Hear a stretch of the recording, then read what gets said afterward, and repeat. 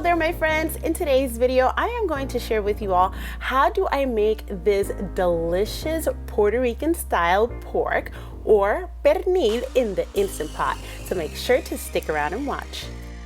All right, my friends, so for our pernil in the Instant Pot, we are of course going to be needing an Instant Pot. I have a pork shoulder that is close to 5 pounds. So you can use a pork shoulder or the pork butt or whatever. I'm using the pork shoulder boneless Boston butt roast because it was what was on sale. And some oregano for this one. I'll use probably about 2 teaspoons of oregano, black pepper to taste. I'll use about maybe a quarter cup to half a cup of white vinegar. For a 5 pound, I'm thinking maybe I'll use 1 tablespoon of the adobo. Salt, I have to measure it out, so I'll let you guys know how much salt I'll be using. 1 packet of sazon. I have here almost an entire bulb of garlic, but it's not an entire one. So I have about 1, 2, 3, 4, 5, 6, 7, about 7 cloves of garlic. And of course, 2 tablespoons of sofrito. You don't need sofrito if you don't want to, but I just always love to use that. All right, so the very first step here is going to be to wash the pork shoulder. I'm going to go ahead and do that, and then I'll show you how to put it together. So now that our meat is washed, what I'm going to do here is create the marinade or create the paste. Today, I'm just going to put this together really quickly, but if you plan ahead of time, you can go ahead and marinate your meat the night before, and oh my goodness, the flavor is going to be out of this world. So I 100% recommend that you do that, something that I didn't do. All right, I'm going to add my half a cup of vinegar inside the bowl. Into that half a cup of vinegar, I'm simply going to add my ingredients. So I'm going to do 2 tablespoons of oregano should be enough. It really is up to your choice, how oregano-y you want this to be. For my 5 pound roast, I think I'm going to use 1 tablespoon of adobo. You guys could use more or less, depending really on how big your roast is. All right, 1 tablespoon of adobo. Keeping in mind that adobo is salty. Okay. 1 packet of sazon. Put this fella in there. 2 heaping tablespoons of sofrito. Whoops. That came out. I just made a mess. Let me clean up this. For the garlic, you can choose to use a little mortar, un pilon. I have one, but I barely use it. Instead, I'm using my garlic press because I just think it makes life so much easier. So I'm just gonna go ahead and press my garlic cloves in there. I'm gonna add half a teaspoon of pepper in there. And as for the salt, let's see. Let's do half a teaspoon of salt. If you want to skip on the salt and wait till the end and salt at the end, you can go ahead and do that. So half a teaspoon of salt should be good. I always think it's better to salt less and then salt after everything is done than give too much salt. And mix it all, make that nice mixture. It smells so yummy. Like I said, this is something that you want to let marinate in the fridge for about 8 hours or so, or the night before, even better. Okay, now that we have that done, we're gonna move on to our meat. Now, what I'm going to do with my shoulder first is that I'm going to cut it in half, because I am going to be making this in the Instant Pot, and it's gonna be kind of hard to fit this log of meat in there. All right, so now we have our meat cut into 2 pieces. What I'm going to do is I'm going to do little slivers.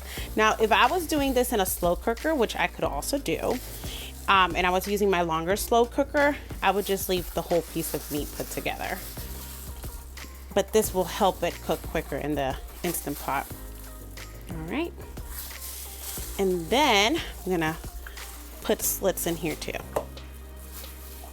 I want this because I want that marinade to make it into every area in this piece of meat. All right. Now that I have my little slivers on there, I'm gonna go ahead and take my marinade and I'm gonna feed it in there into all the little slits I made.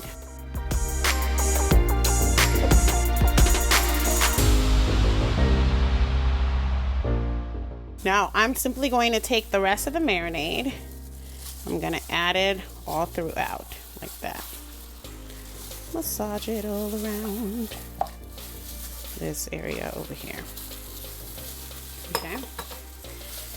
Now I'm not gonna have 8 hours or more to marinate this, so I'm just going to let it sit for about 30 minutes before I cook it in the Instant Pot, because I do want some of these flavors to make it through. All right, my friends, so my pork has been marinating for about 30 minutes here. I'm going to go ahead and take it and I'm going to place it in the Instant Pot. So I'm gonna put this piece in there first, like that. And then I'm gonna try to fit this piece over here on the side. There we go. Get them all nice and snugly in there. Okay. And then I'm going to go ahead and add whatever is in there. But before I do that, I'm gonna add 1 cup of water here so it has enough liquid inside the Instant Pot to pressurize. All right, so I got my 1 cup of water added to the mix that I had there. I'm going to pour it over the pork. Then I'm going to go ahead and put my lid on my Instant Pot. I made sure that it's on seal, and then I'm going to come here and I'm going to pressure cook this. And I'm going to pressure cook it on high for, it's 15 minutes to a pound. So that is going to be about 1 hour and 15 minutes. Okay? So I'll let it sit there. Once it's done, we're going to let it do a natural release. When it comes to pork, the longer the meat cooks, the better it is, the tastier it is, the more tender it is. So once it's done cooking, if you have the time, just let it sit there and let it depressurize on its own. If you are really short on time, I would say wait about 15 to 20 minutes and then do a manual release. So mine has been doing a natural release for 16 minutes. I'm going to go ahead and do release right now. All right, now that our meat is done depressurizing, we're gonna go ahead and open it up. Look how beautiful this meat looks. Oh, yum. This fat here, I'm gonna remove it because I don't want that inside the meat. I'm gonna remove the fat from it, and then I'm gonna go ahead and take this meat out and shred it. Now I'm simply going to take out the pulled pork from the Instant Pot so I can shred it. You're going to notice that it's very soft already, which makes it super easy to shred.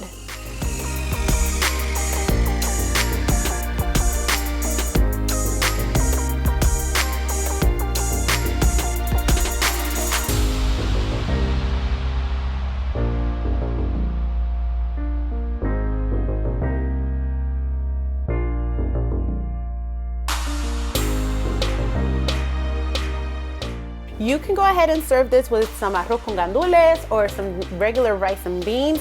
I'm keeping it simple, and for my family today, I'm simply going to serve it with some pan sobao. And for me, my gluten-free option is with yuca. So I made yuca for myself with the side of the meat, and it was absolutely delicious. And I just took a nice little piece with a little bit of the meat, and the oil from the meat just works out so perfect. It's such a wonderful combination. So now it's your turn to go ahead and give this Puerto Rican style pork in the Instant Pot a try. Thank you so much for watching, and I will see you next time. Bye.